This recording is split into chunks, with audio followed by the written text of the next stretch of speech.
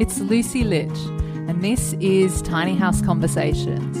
It's the Australian-based podcast where I interview experienced tiny houses, tiny builders, and adventurers in the tiny world so you can discover how to create, build, and transition into tiny life.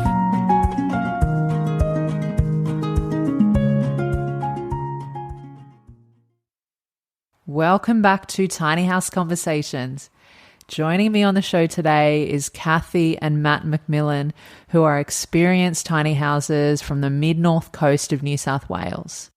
Kathy and Matt have been living in their pre-loved tiny house on wheels since April 2021. And 10 years ago, they started questioning their stressful city life and excessive consumption. They had busy corporate jobs, a mortgage, and mounting personal debt just to keep up with all the things they thought they needed. Going tiny was a conscious decision to live more sustainably, downsizing to what they really needed, and fueled by a desire to slow down, live simply in the peace and quiet of nature. Financial freedom was a motivator, along with freeing up time to concentrate on meaningful pursuits and, most importantly, living close to family.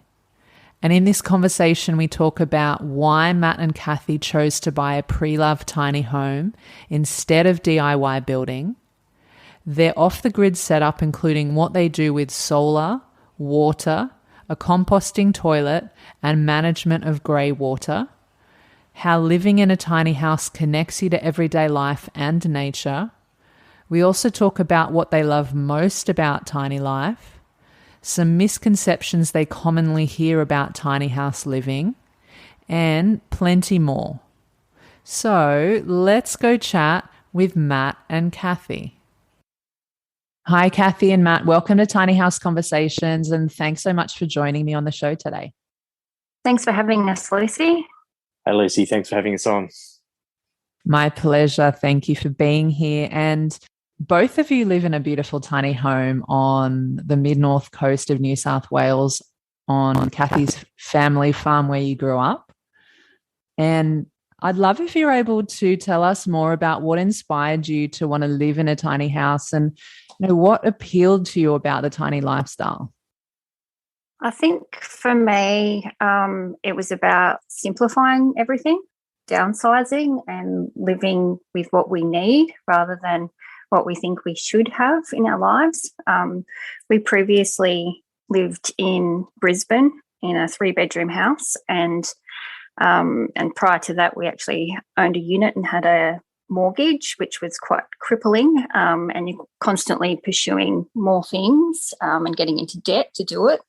I think we started thinking about how we were living about 10 years ago, and that probably was when things started changing for us in terms of what we really value. And it's not really things, it's having time, which I think living in a tiny house frees you up a lot more.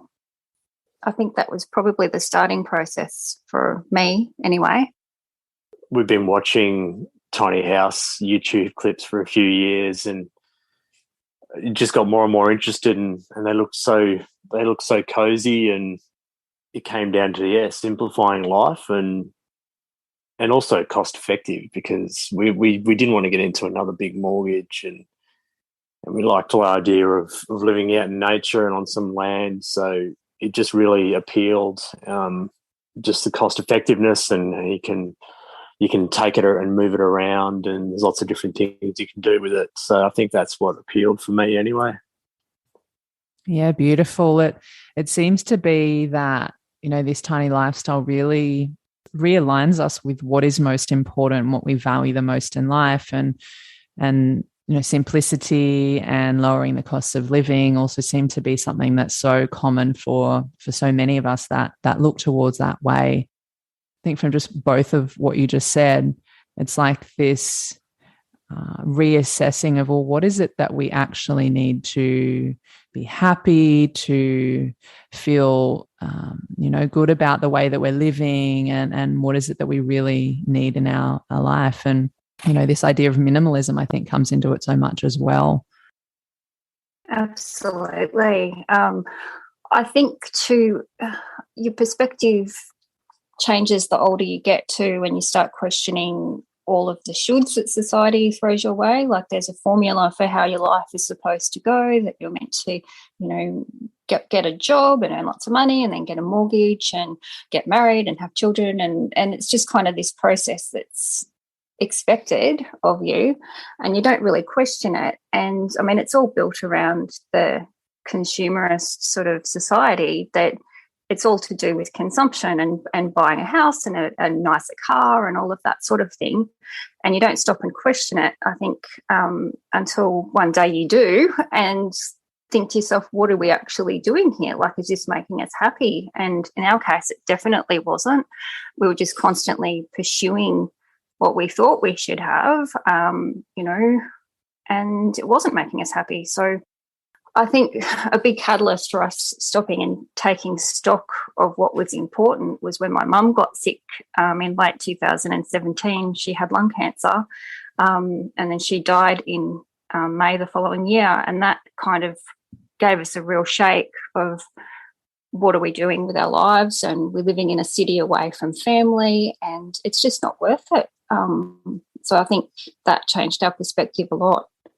So living with Dad close by now is priceless. It's amazing. I love that, and I'm really sorry to hear as well. I can empathize with that too, because I feel like I had a similar experience when I lost my dad many years ago too, and just it makes you just, I guess it's a wake up call of sorts, isn't it? It makes you go, well, what is most important? And it always comes back to family and community as well. And I love hearing that your dad is nearby too, because I think that what tiny house living, another thing that it opens up for people is this multi-generational living, being able to be closer together on the same property, still maintaining independence though as well. You have your own home, you're able to be present in each other's lives, but then also have that space for each to live their lives as well. So I love that. And how is that for your dad? How is he getting a lot out of that as well? I think so.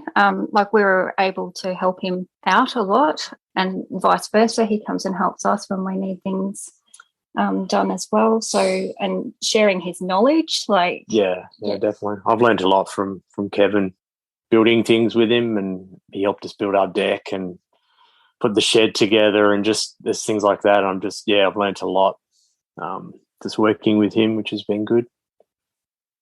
Yeah, and also, I mean, I've got other family as well in the area, so my brother's helped us with things as well. Like, just having that family around has been a massive thing for us, because we lived in Brisbane for a long time where we didn't have any family around, and it was because we were pursuing careers, and felt, I guess, I mean, when I was younger, I didn't want to live in the country. I couldn't wait to get away and go to uni and do all that sort of stuff and live in the city. But now I completely understand why my parents chose this property and to bring up their children in nature. I totally get it now. So I just wish we did it sooner. Yeah. Just the peace and quiet. I think that's what I like the most, is just sick of living in big cities and suburbs, just constant noise, constant traffic. And you not only feel your own stress increasing, but you're so exposed to other people's stress. And I think it all just accumulates. And I remember sitting on the bus on the way into Brisbane CBD on the way to work, and I commuted every day, a couple of hours of sitting on a hot, crowded bus in a Brisbane summer with the aircon not working, just lining up to go into the bus. And I was just looking around, and I always ask myself, like, what are we doing? What am I doing? Is this life? Is this what we want? Yeah, definitely. There is that. Definitely those aspects of city living, and I can relate to that as well, having lived in the city or suburbs for most of my life. And I think that what I feel is that, I guess, many of us, because Kathy, you mentioned, you're like, oh, I wish I would have done that sooner. And I often say that as well. I wish I would have realized that sooner. And then I'm like, at the same time, though, I think it's cool that, like, we all just kind of had to go through our lives to experience and then get to this place of learning and realizing and then coming back to, I guess, what's most important and what's most natural and back to basics, which I guess is on some level part of the human experience and our complexity of doing things the hard way. And then at some point we're like, actually, it's so much more simple, but we make it complicated. So yeah, I hear you with that. And your tiny house is a pre-loved home. So I'm curious, how and where did you find your tiny house? Found it on tinyrealestate.com.au, I think it is. Just a site that is for selling tiny homes. We'd previously thought we were going to build a new tiny home, having watched all the shows and had all these ideas, and we'd been planning it for a long time, the sort of features that we wanted and so forth. And we applied for finance for that, but I wasn't working at the time. And without a guarantor, it wasn't possible to get the finance that we needed for a new build because tiny homes are becoming quite expensive. So it made us stop and reassess, and we kind of shelved the idea for a bit. And then we found this secondhand home, and we thought, well, this actually aligns with our values a lot more. Like we buy most of our things secondhand where we can. I'm always op shopping and, don't want to waste things. It kind of fit with that ethos, and we could afford it. And I think, it's not what we would have envisaged when we were having these plans of building this beautiful home, and it was going to be a lot bigger than the one we've got. We're currently living in a 6 metre by 2.4, which is on the smaller side. Most average tinies are the 7.2 metre. But we kind of took a look at why we were doing it, and affordability was a big thing. We just paid off all of our personal debt. That was part of the plan of actually getting to the point we could buy a tiny house. And the thought of, we almost borrowed a lot more than we originally intended because we got caught up in the whole wanting new and shiny. And it would have been double what we paid for this, for what we got. And in doing that, in buying a secondhand tiny, we were then able to, we paid cash for it to be towed up from Victoria, and that's not cheap. We were able to pay cash for all our setup costs, so our water tanks, solar, which is massive. That's a big cost. Initial layout, definitely. Yeah, so being able to pay cash for all those things and minimise the amount of debt that we were in, like it worked out the way it was supposed to, definitely.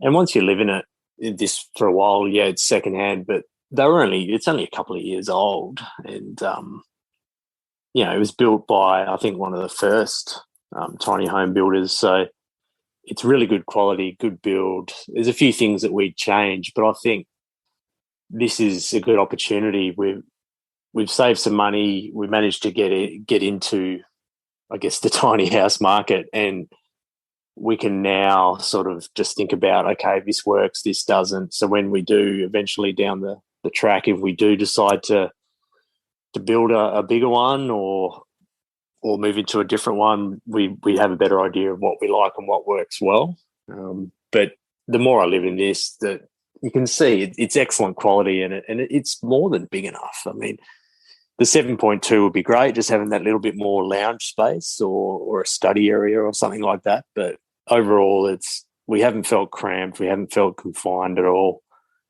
especially with a nice big deck. It's great. It's very homely.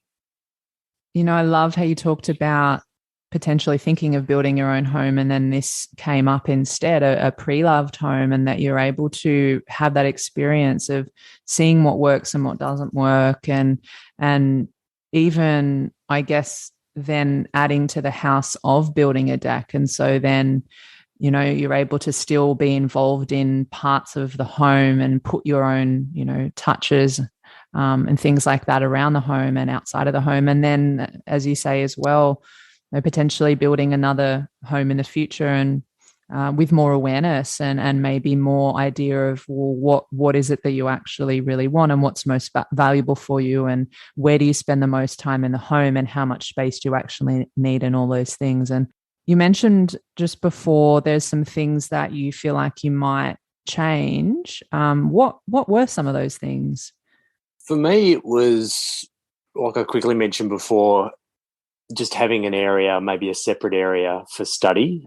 We do have a lounge area, and we've set up a standing workstation, and we've put a monitor on the wall, which it's been great. But just having that little bit more room, the front door, it's just a standard hinge door that opens up. I'd probably think about a larger sort of entrance, maybe a double sliding door, something like that goes out onto the deck. Just allows a bit more room, more light that comes in. And also, probably this is a big one for Kath, the toilet is on the wrong side, really. If you have a deck out to the front of the house, the toilet windows comes onto the deck. So I think we'd swap that around with the shower, which is on the other side.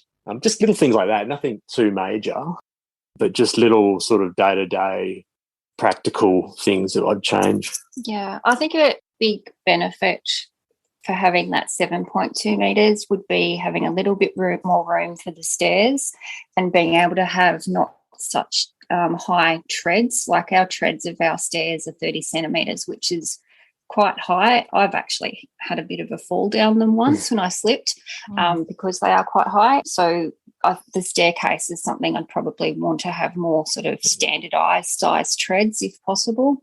But, you get used to those sorts of things. It's always a compromise. Yeah, I mean, it's got a short space to get up into a loft, so it's got to incline quite sharply. And we don't have a handrail or anything, so we've actually had people walk up there and they've got nothing physically wrong with them, but they just were not confident at all. So I don't think it's for everyone, the steep stairs. So, yeah, probably if you did have a longer tiny house, you'd definitely have a slighter gradient, I guess, and yeah, not as deep stair treads. But one thing we did change, we added to, was in the bedroom loft, we added a balustrade and a gate because we've got 2 small dogs and they sleep in the bed with us. So we had to make it safe for them. So that's something that we did add to make it a little bit more user-friendly for what we needed. Yeah, beautiful. And, you mentioned before about solar and water and you're off the grid. Are you able to share with us a little bit more about what your off-grid setup looks like? And if you don't mind as well, maybe even costs involved? I'll talk about the water tank and then I'll let Matt talk about the solar because that's his domain. So we've just got a 15,000 litre water tank. So we collect water off the roof. While we were collecting just off the tiny roof before we put the roof on the deck, we weren't able to collect enough water because it's such a small space and we knew that was going to happen. So we had to pay to have the tank filled once. Now that we've got the deck roof, and our deck is 3 metres by 6 metres, so it's actually bigger floor space than the actual tiny. We're able to collect a lot more water. During summer, the tank will overflow. During winter, it might get a bit lower and we'll have to be a bit more conscious. But it's only a couple $100 to get 15,000 litres. Yeah, but we want to minimise that as much as possible. But we've also got a second tank in our veggie garden. We're lucky enough that we've got a dam at the bottom of the hill that we pump up to. So we just use dam water for watering our veggie garden. But, yeah, that's the tanks and the solar. Over to you, Matt. Well, with the water tank, we've got a small water pump underneath the house, which is more than enough water pressure. It's good, nice, strong pressure. So that pumps into the house. What else? Yeah, so the solar, we've got 4 400-watt panels. I think there's SunPower Max-in panels. So they were at the time, a year ago, the best you can get. It's probably changed even now. I don't think you can get higher than 400-watt panels at the moment, but that'll probably change. So they're quite large, but I weighed up different types of different setups. You can have the panels on like a trailer or separate somewhere else on the property and run your cable to your solar infrastructure, your inverter and thing, your batteries, etc. But I heard some things about the longer the cable you got, you lose more power.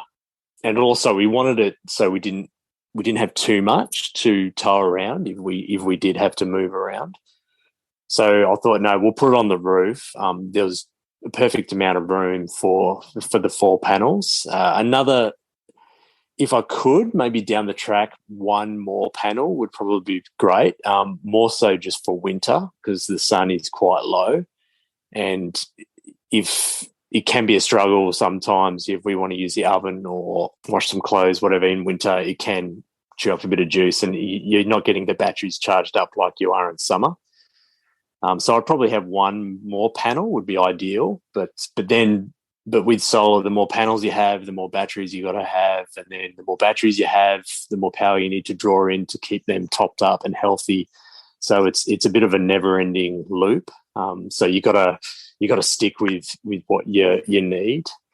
And we went through a great company. They did like a power demand analysis. So you send them information on every appliance that you're going to use, how long you're going to use it for, and all the specifications. And they're really good at basically building a system for you that should have sufficient, and they can forecast over a year what your average power consumption will be and what you'll get from the panels depending on the area you live in. So we had a pretty good idea of what it'll be like.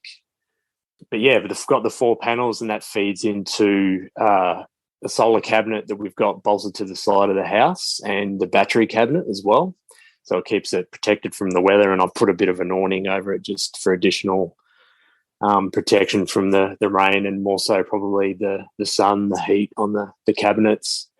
And the main cabinet's got the most of the infrastructure in there, the inverter, the controller or the charger, which basically that tells the inverter how much power is coming in, and it can control, for example, how much power goes into the batteries. Once the batteries are full, it senses that, and it goes into different phases to make sure the batteries don't get topped up too much.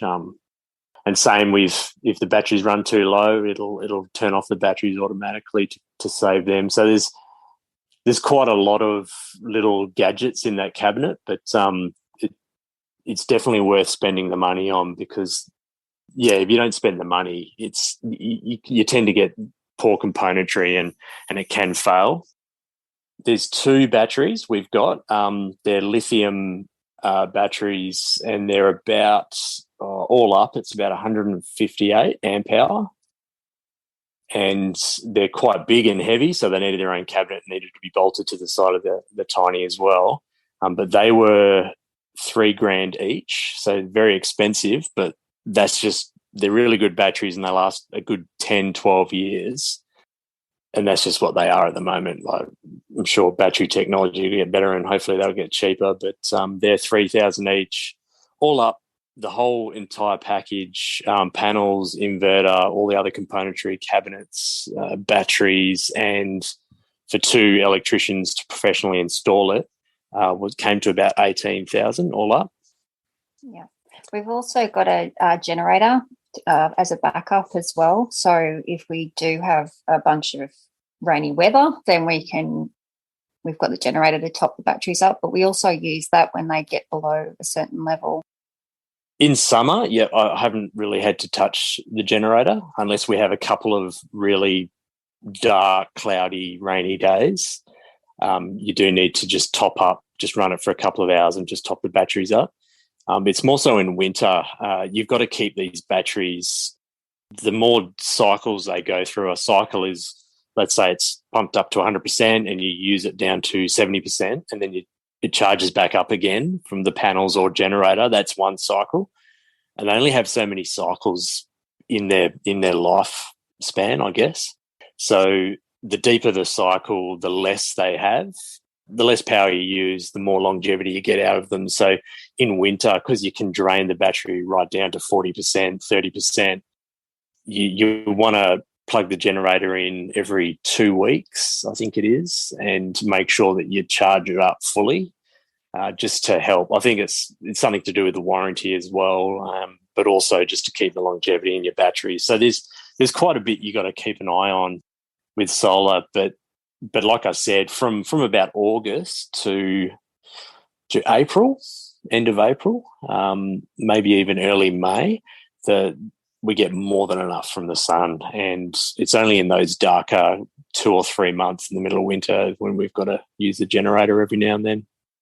So I was just going to say, just being on solar, you become more conscious of your energy usage, and it sort of blows my mind, like how much power the average person uses without even thinking about it. Just a toaster is like 700-800 watts. Like I know too much about wattage now about appliances.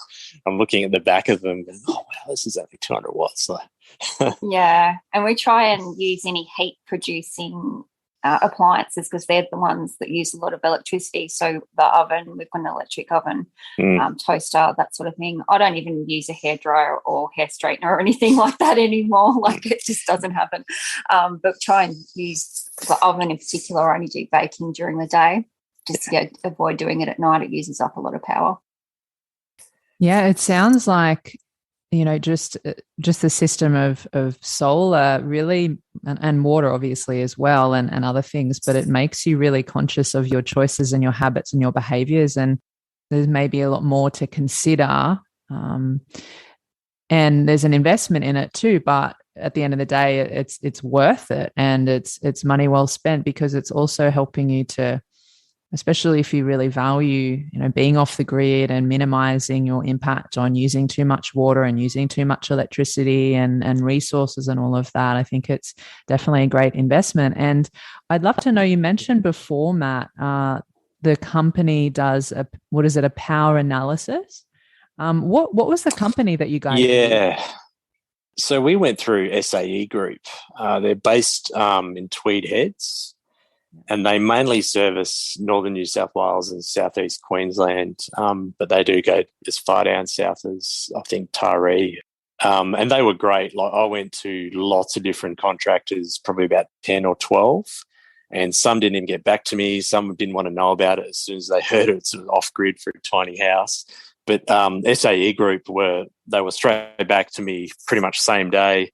There's a couple of emails back and forth, and they gave me a very confident quote proposal very quickly, and we ended up going through them, but they were great.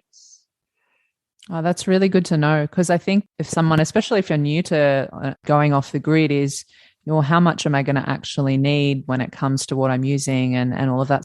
And I'll put, for anyone that's interested in checking that out, I'll put the link in the show notes to that company. I'd also love to know, what kind of setup do you guys have for managing your greywater? So the greywater's pretty basic. We've just got a pipe. We've got all the plumbing set up that came with the house, which was handy. And I've just basically run a pipe down through the ground quite deep and then out into like a gravel trench. And we try to be really careful about what goes down the sink. We don't use any chemicals or things like that. So I do want to work on that. It is something that's on my list to do, but we've been pretty flat out the last 12 months. But I would like to try and collect that somehow and filter it a bit more and potentially use it for the garden. But yeah, I just don't know what that looks like at the moment. There's so many different things you can do. But at the moment, it seems to be working fine. So yeah, I think because we've got the dam water, it hasn't been a high priority to collect and treat that water. If we didn't have the dam, then it definitely would, because growing veggies is a big part of what we're doing at the moment. The greywater, and I'll let Cass talk about the compost toilet if you want. Yeah, I'd love to hear more about that and how that's going for you. Is it a commercial one that came with the home? The original owner, it came with one of the, I don't know what brand it was, but one of the toilets that basically has a tank underneath that collects everything that then gets rotated. So there was 4 tanks, I think. We ended up getting a separate tiny, and we've had that for 3 months. I've actually got a review post ready to put on Instagram about that this week. We actually love it. It's awesome. Swedish companies, really well designed, really good quality. Yeah, so the toilet basically separates the solids and liquids out into 2 separate chambers. There is an option for the liquids tank to actually go out into a bigger tank to be emptied less frequently, or you can also have it go out into a urine trench. We've just gone with the internal small tank that we empty probably every 1.5, 2 days, which is no big deal because we live on a property. It gets emptied in different places all the time. And the solids tank, it gets emptied once a week, and we've got large compost bins that the solid waste goes into to be composted. So basically after about a year, we'll be able to use that on fruit trees. It's not recommended to be used on your garden directly, but on fruit trees. And not 3 months like they recorded me saying on ABC. No, 12 months. 12 months. That was a mistake. Basically putting fresh feces on fruit trees. No, we're not. But I mean, as far as like the toilet, user friendliness and stuff, we think it's great. It's been, I think for me the toilet fan is just so much better designed, sealed. You can hardly hear it. It uses the power doesn't even really register that it's on, and it's on 24 hours a day. It's by far the best we've used anyway. Yeah, it's getting good reviews. It's quite the separate tiny is quite new. Like there's the separate villa that I think a lot of tiny homes have in these days. But they're expensive.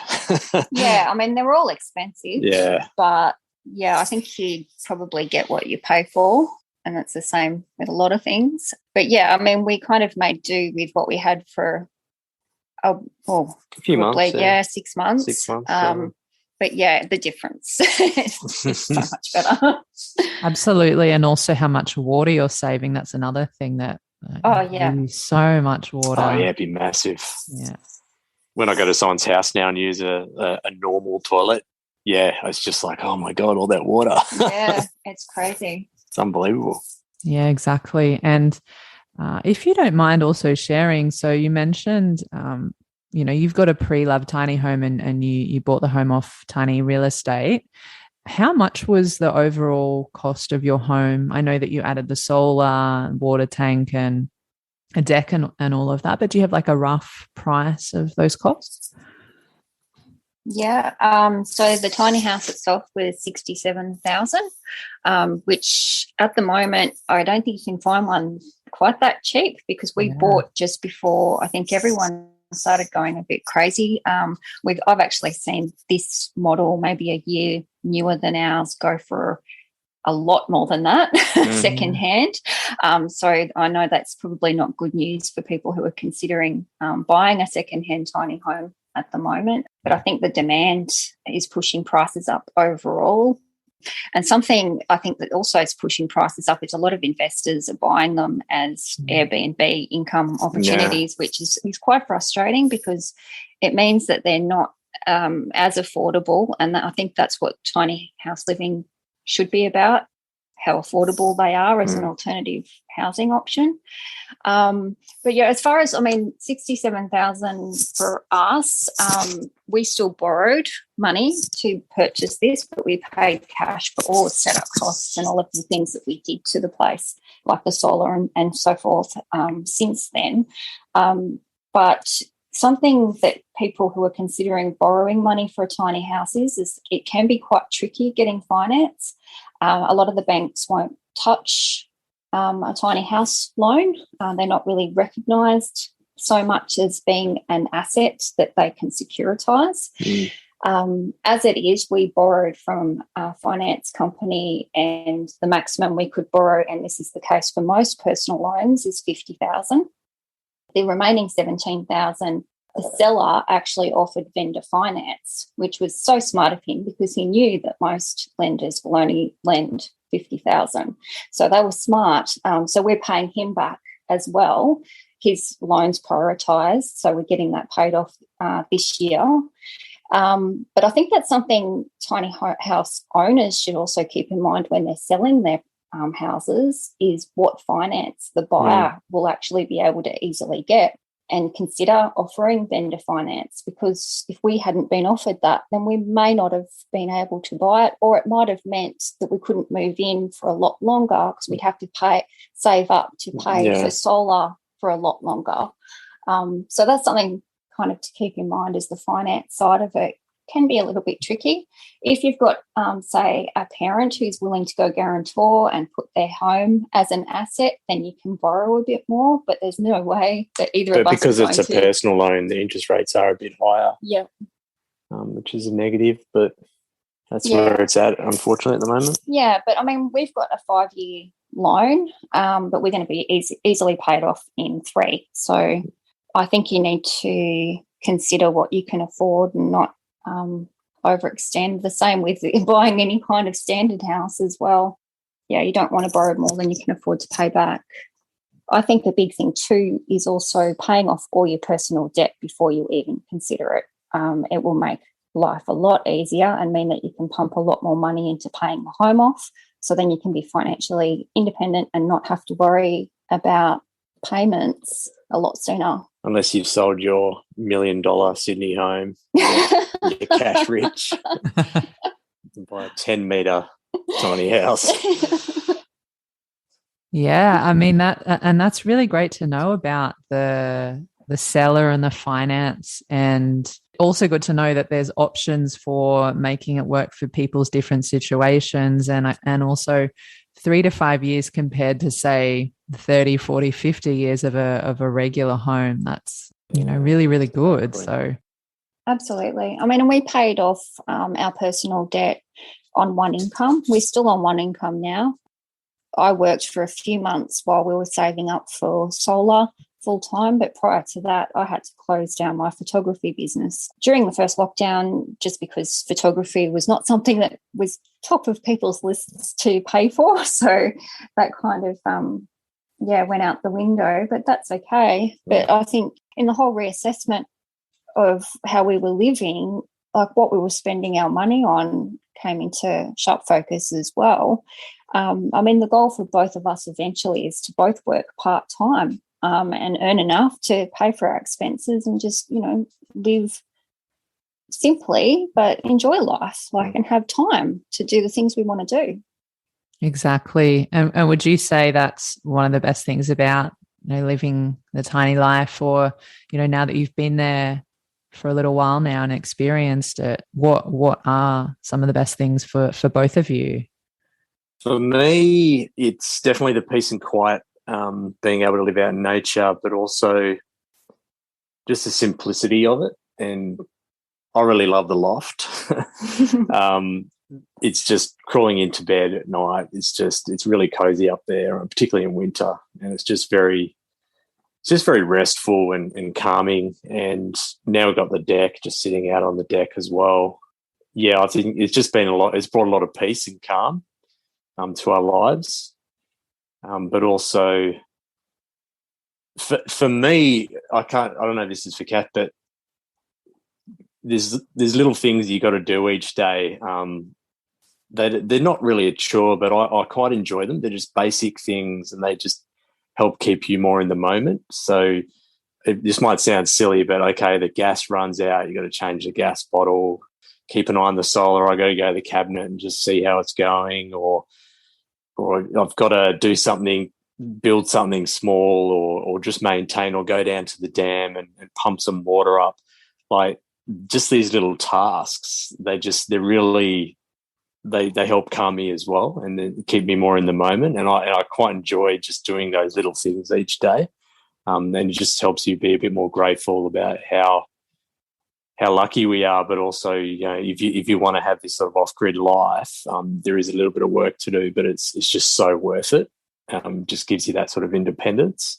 We don't have to worry about blackouts, water being cut off, or gas being cut up. Well, we can't guess. You really appreciate all those little small things. So. With that, you become a little bit more connected with your daily life, and appreciate, where your power is coming from, and you you're actually, I don't know, connected to the weather a bit more. You've got more of a vested interest, but it makes you sort of more connected with everything, I think. Just more conscious of your consumption. And because living in a city, you can just switch off. Yeah. Because everything's so easy and available and just there. So you don't have to think about that. So you become a bit of a zombie, and I think that's why everyone just gets head down into their phones and technology and work, because they don't have to think about those basic things of living. Yeah.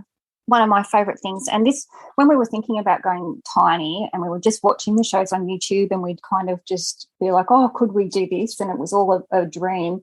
I think one of the reasons we decided we could do it was because we were always pretty much in the same room together all the time. We've got two small dogs, Chloe and Weber, and they want us together all the time. If we were in separate rooms, they'd somehow herd us together. So knowing that we could comfortably be in a small space all the time and we enjoy each other's company and we can just You've got to get along. Yeah. One morning. People out there, you've got to get along. Nowhere to hide. That's exactly right. Yeah, but I think we're still in that one space together, and we've always kind of enjoyed that, and we continue to enjoy that.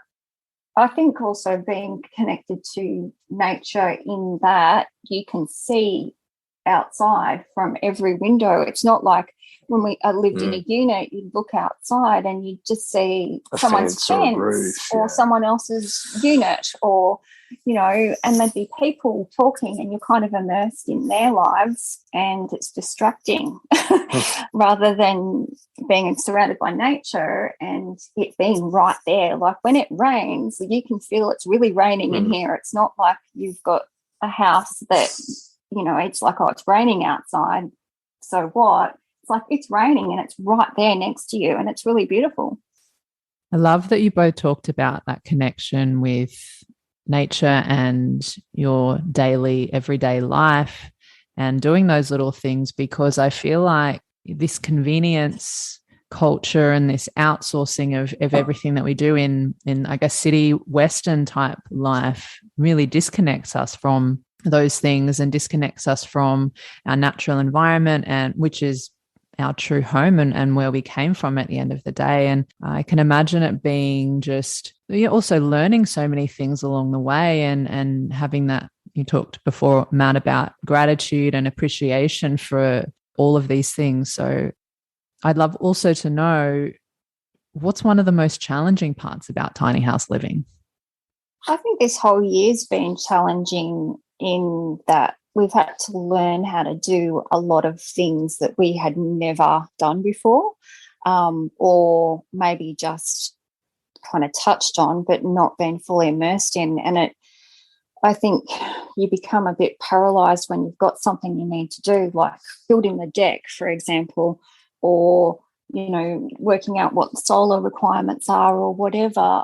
You can become a bit paralysed because you don't know what to do, and you can research things, but because you've never done it before, you can overthink it and hesitate.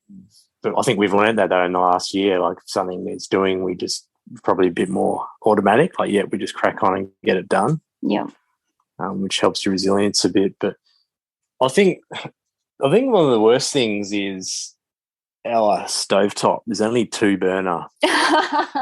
There's not enough room. But just in the kitchen, you got to be very good at putting things away and keeping it neat and tidy. But sometimes if we're cooking a big meal, you're kind of constantly like moving pots and pans around and trying to make room, and you got to do this first to get that out of the way, and then you can grab this bowl and put that there. And it might sound a bit strange, but that's probably one thing that you can't really, you get better at it, but you can't really escape. It's just, you are in a tiny house and you have got limited space. So you got to be very organised and disciplined and wash up and put everything away, and you can't leave it hanging around like if you've got a big kitchen in a standard size home like you could there. I'd also love to know, are there any misconceptions about living in a tiny house that you might commonly hear within the tiny community, or people that are looking to this way of living? Good question. Misconceptions. Sure. Something that actually really drives me crazy all the time, and I'm going to come back to compost toilets here, is that you hear people, whenever they're interviewed about compost toilets, like they'll say, it doesn't smell at all.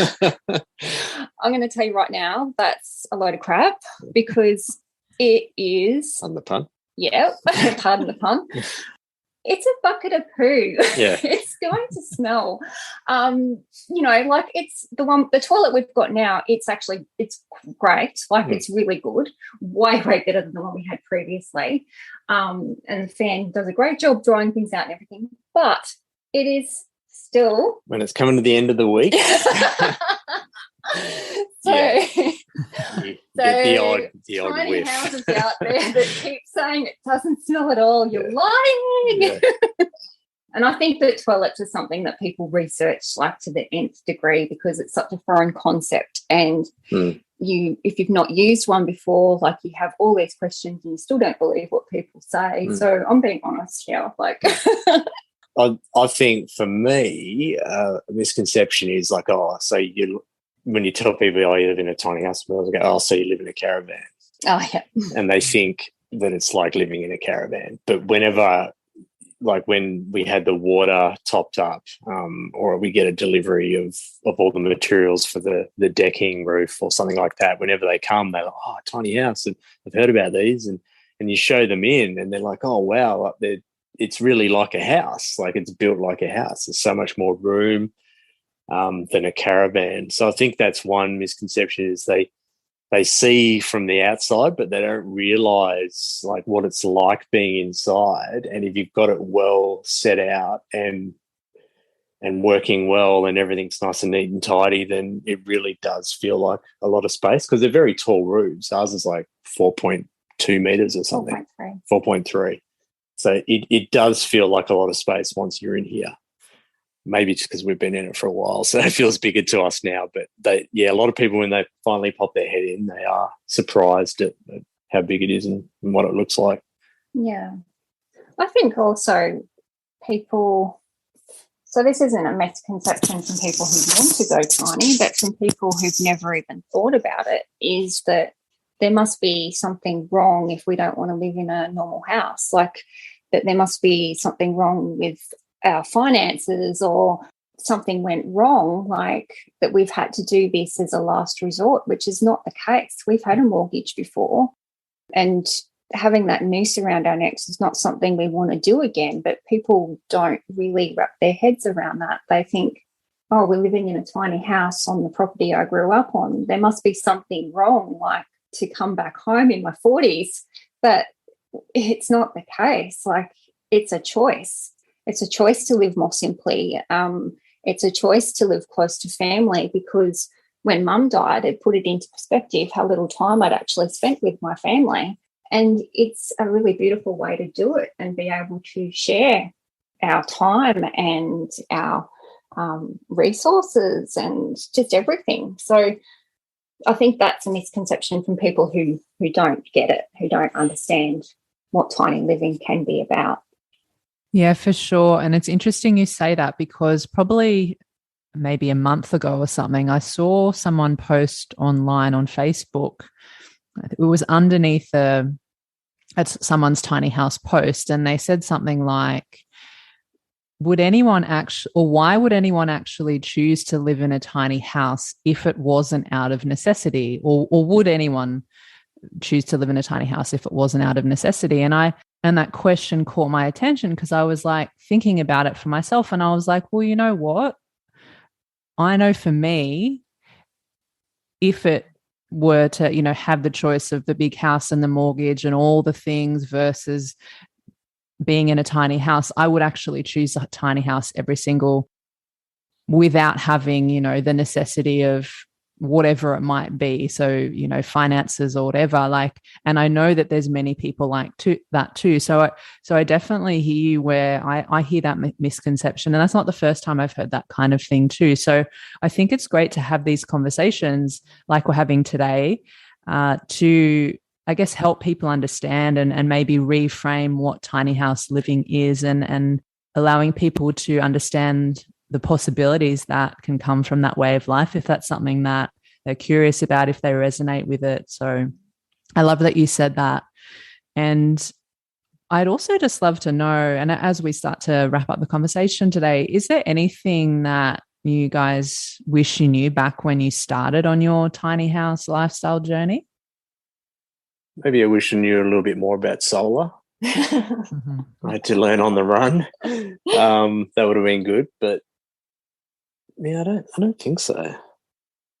I mean, it's been hard work, but it's all pretty straightforward and logical. And I think we spent such a long time researching. yeah, Like really, it was 5 years really. Yeah, I guess we're prepared. That we kind of started thinking about it. Like I research things pretty fully when I'm interested in something. I think we were pretty well researched and we kind of knew what we were getting ourselves into.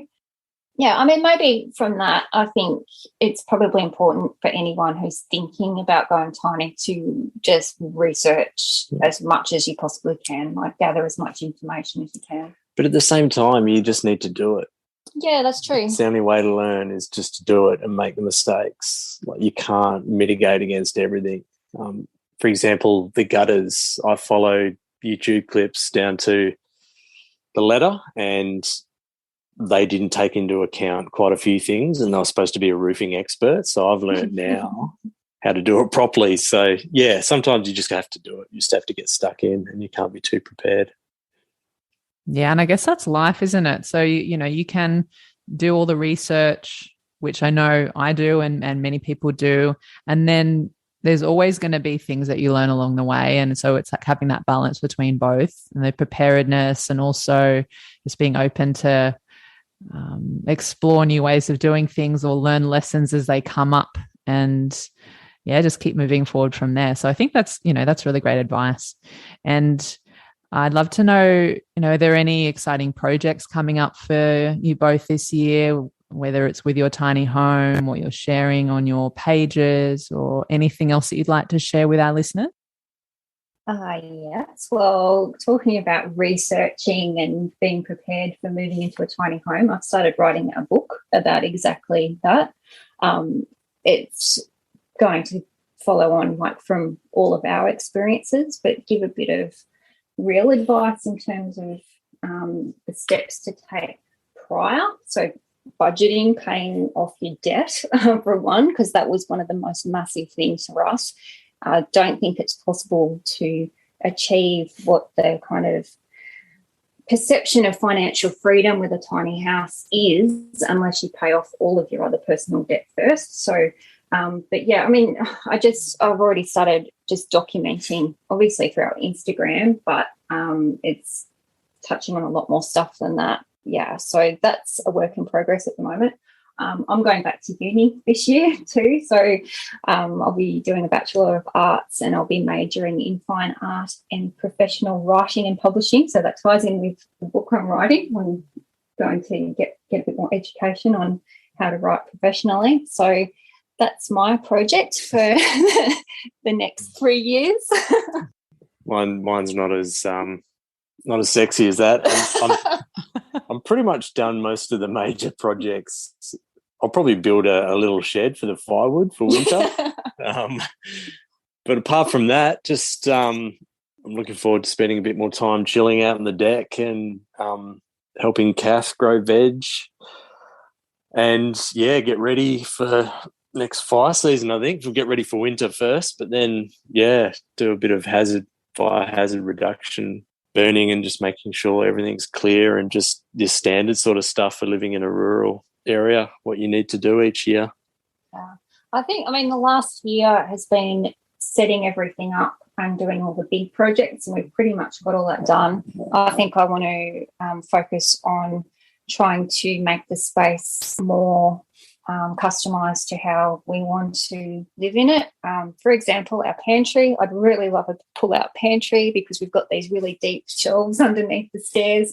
So I think I'll be looking at little things like that would be, if we designed the place, that's what we would have included, but we can start modifying Matt's nodding at me like, oh, great, more work. So maybe the firewood shed's not the last thing that I'm doing.